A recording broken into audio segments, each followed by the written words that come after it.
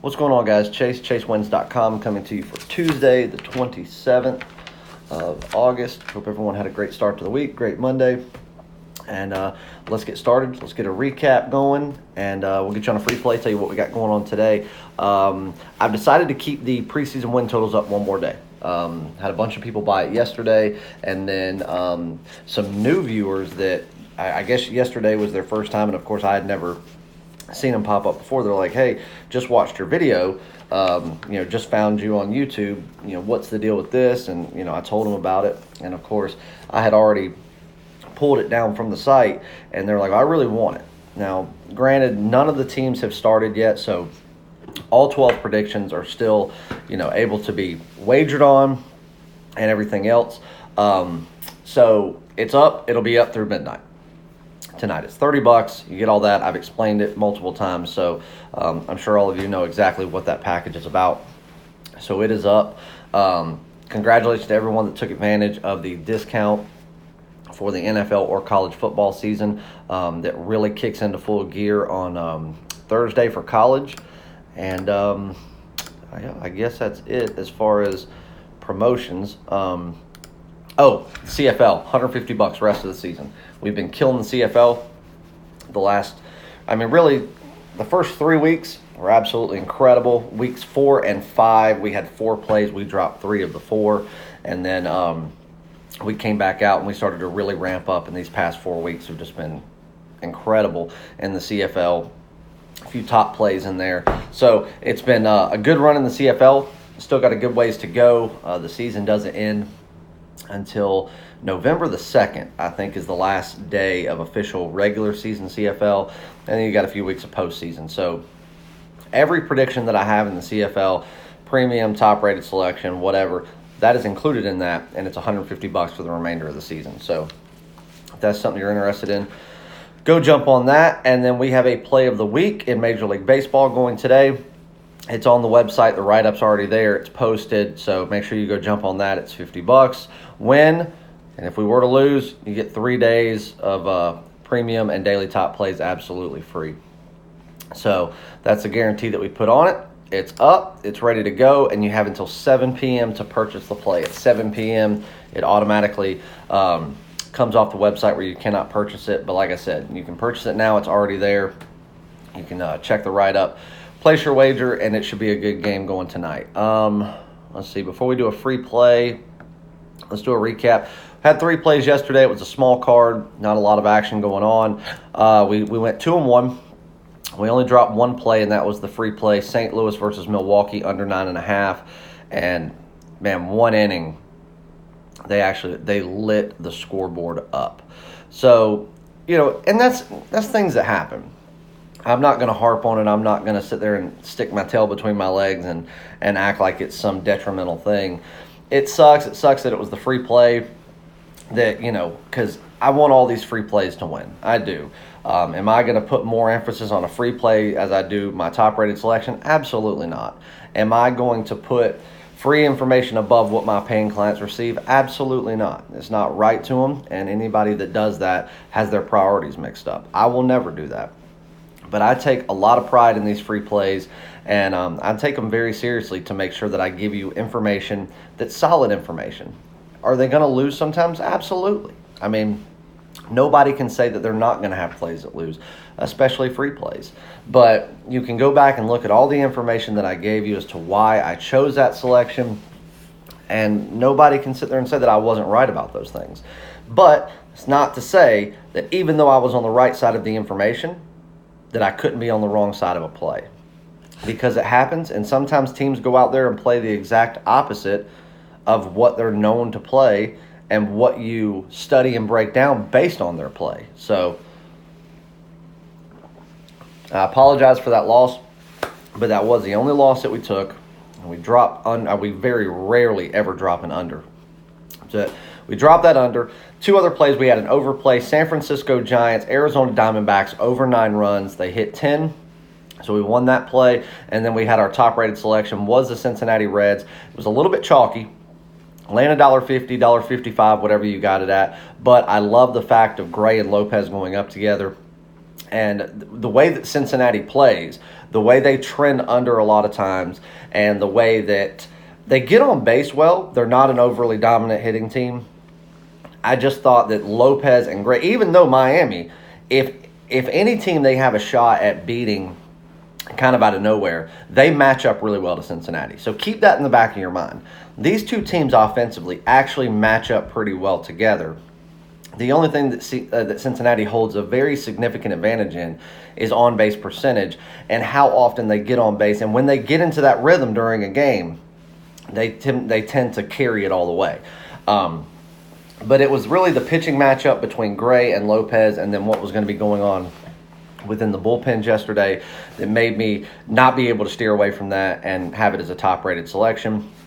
That was a winner. So a 2-1 day overall. The only play that we dropped was a totals play on the free play. So another day of profit, another day of good money made with another top play winner.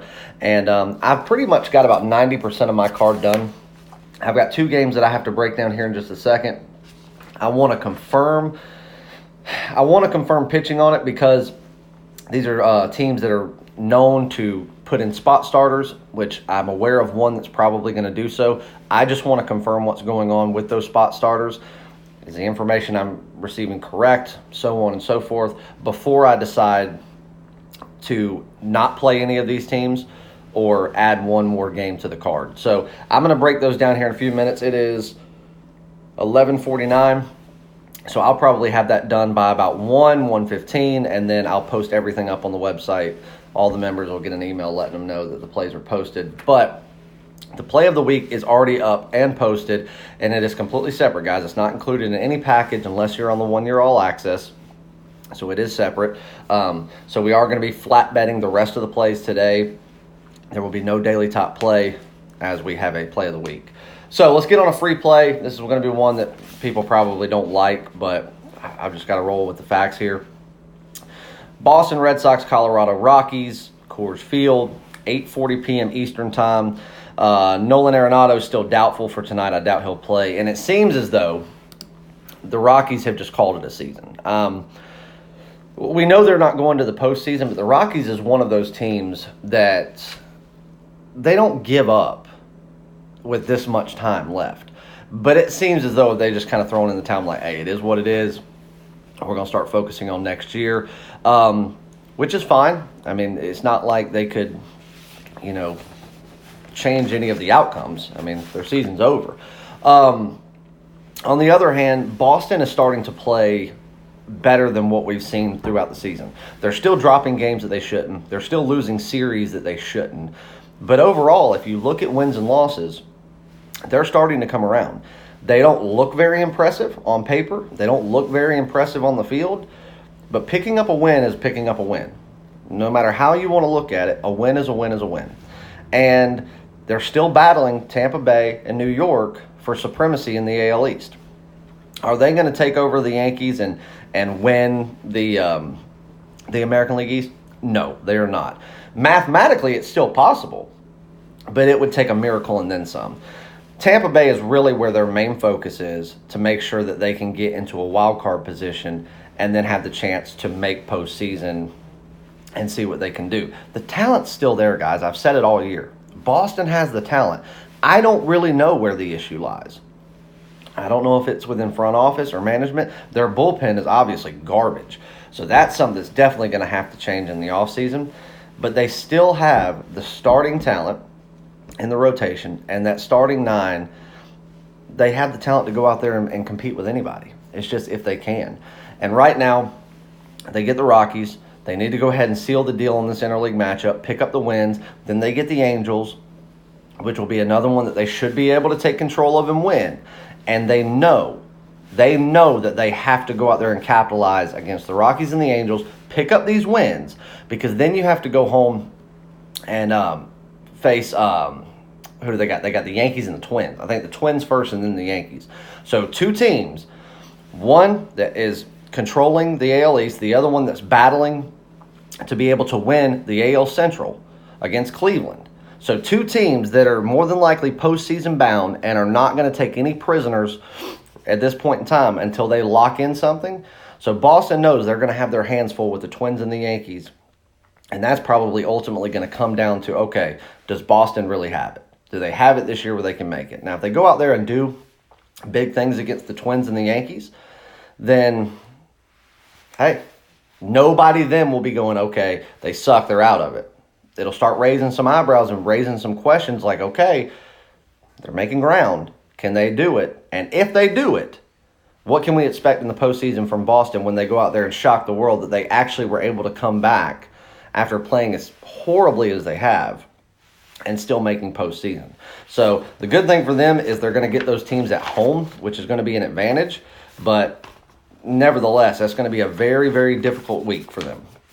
Two teams that they're going to have their hands full with. So right now, they need to capitalize on taking care of Colorado, and then they need to head into Anaheim and take care of business on that.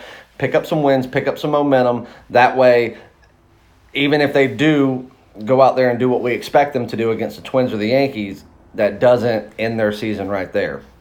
They'll still have fight left in them because of the wins picked up going into those series. So, being that we've got a low line today, Porcello versus Garcia, righty versus righty, laying $1.30 or $1.35. I'm seeing $1.30, a couple $1.35s.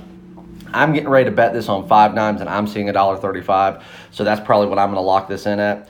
I'm going to have to take Porcello and Garcia. Porcello isn't the most backable pitcher. He tends to give up the long ball. But right now, even though you're in Coors Field, where the long ball is, hell, the long ball is more familiar to that place than any other place in baseball. Colorado's just pretty much thrown in the towel. I think that's going to give an advantage to Boston to be able to play a little more defensive-minded baseball tonight and hopefully take advantage and control that offense. And then being that Garcia is no better than Porcello is, and he gives up the long ball even more, you're going to see that potent lineup for Boston be able to kind of come out of its shell and capitalize on the team that we know is there, the talent that we know is there. So I'm going to say that Boston is going to be able to capitalize early. Some of their big stud guys are going to be able to make a statement early. They're going to get the lead.